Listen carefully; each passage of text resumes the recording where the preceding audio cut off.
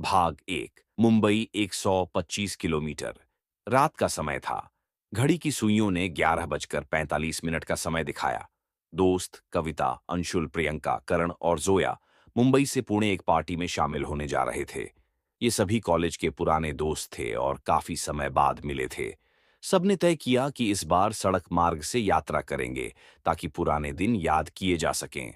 करण की नई एसयूवी में सवार होकर वो सब निकल पड़े। गाड़ी में म्यूजिक चल रहा था। सब हंसी मजाक में लगे थे।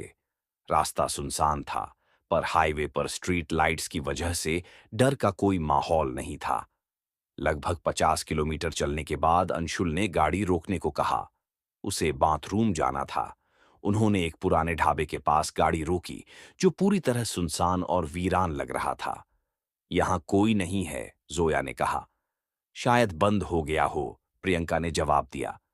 ढाबे के पास एक टूटी हुई टॉयलेट बनी थी। अंशुल वहां गया।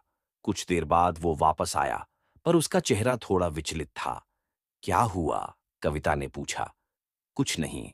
मुझे ऐसा लगा जैसे किसी ने मुझे घूरा। लेकिन शायद मेरा वहम हो, अंशुल ने जवाब दिया। कोई ज्यादा ध्यान नहीं दिया। सब दोबारा गाड़ी में बैठ गए और आगे बढ़े। अब वो मुंबई 125 किलोमीटर से गुजर रहे थे। यही वो मोड़ था जहां से असली कहानी शुरू होती है। रास्ता अब और भी ज्यादा सुनसान लगने लगा।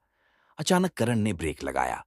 सड़क के बीचों बीच एक लड़की खड़ी थी। सफेद साड़ी, लंबे खुले बाल और चेहरा झुका हुआ। क्या वो ठीक है? प्रियंका ने डरते हुए पूछा। मुझे नहीं पता, लेकिन हमें उसकी मदद करनी चाहिए, कविता ने कहा। करण ने गाड़ी से उतरकर लड़की के पास जाने की कोशिश की, पर जैसे ही वो उसके करीब पहुंचा, लड़की गायब हो गई। क कहाँ गई वो? करण पीछे हटता हुआ बोला। बाकियों ने भी ये देखा। सब डर गए। करण तेजी से वापस गाड़ी में आ गया और बिना कुछ कहे गाड़ी दौड़ा दी। सन्नाटा भयानक था। अचानक जोया चिल्लाई, गाड़ी में कोई और है। सब पीछे मुड़े। एक साया सी चीज पीछे की सीट पर बैठी थी। वही लड़की। करण ने ब्रेक मारे, गाड़ी घुमाई, लेकिन पीछे कोई नहीं था। हम सब थक गए हैं। शायद हेलुसिनेशन है, अंशुल बोला। लेकिन ये केवल शुरुआत थी। जैसे ही उन्होंने गाड़ी आगे बढ़ाई, रेडियो अपने आप ऑन हो गया, जिसमें एक पुराना भजन बज रहा था। वो भी उल्टा। अब बहुत हो गया, हमें वापस चलना चाहिए, प्रियंका बोली। लेकिन करण ने इनकार कर दिया। उसने कहा, हम अब लौट नहीं सकते। कुछ तो है इस रास्ते पर। कुछ किलोमीटर आगे चलने के बाद उन्हें एक बूढ़ी औरत सड़क किनारे बैठी मिली। वो कुछ बड़बड़ा रही थी। मत जाओ उस ओर, वो वहां है। वो तुम्हारा इंतजार कर रही है। करण ने गाड़ी रोकी और औरत से पूछा, कौन है वहां? बुजुर्ग औरत ने कहा, वो लड़की जो हर अमावस्या की रात इसी रास्ते पर लोगों को बुलाती है, मरने के लिए। उसका नाम रमा था। रमा एक युवती थी जो सालों पहले इसी सड़क पर एक हादसे में मारी गई थी। उसे एक ट्रक ने कुचल दिया था और तब से उसकी आत्मा यहां भटक रही है। वो जिसको देख लेती है, उसे अपने साथ ले जाती है, औरत बोली। सबके चेहरे का रंग उड़ गया। गाड़ी अब कुछ दूर जाकर अचानक बंद हो गई। चारों ओर घना अंधेरा और जंगल था। करण ने गाड़ी दोबारा स्टार्ट करने की कोशिश की, पर कुछ नहीं हुआ। अचानक जंगल से किसी के चिल्लाने की आवाज आई।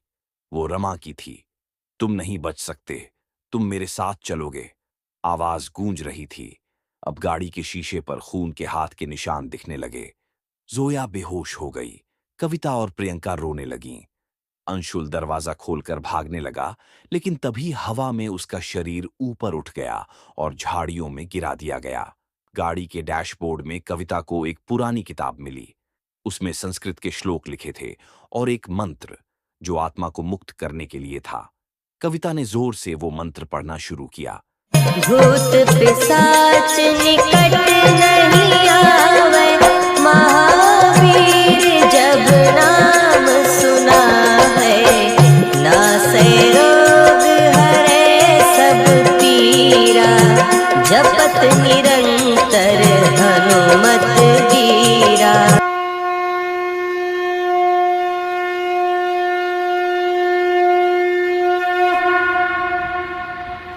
जैसे ही वो मंत्र पूरा हुआ, सब कुछ थम गया। हवा रुक गई। अंधकार में हल्की रोशनी हुई। रमा की आत्मा एक चीख के साथ गायब हो गई। अंशुल घायल था लेकिन जिंदा। जोया को होश आ गया। गाड़ी खुद ब खुद स्टार्ट हो गई। भाग 7। एक नई शुरुआत सुबह हो गई थी। सूरज की पहली किरणें जंगल के उस वीरान रास्ते को छू रही थीं। सबने एक दूसरे को देखा। कितने करीब थे वो मौत से। मुंबई अब केवल 90 किलोमीटर दूर था।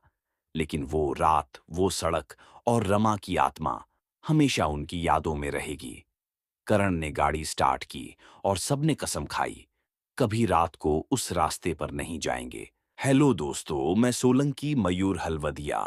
आप वीडियो देखकर चले जाते हो तो प्लीज गाइस लाइक और सब्सक्राइब करो, वरना मैं वीडियो नहीं बनाऊंगा।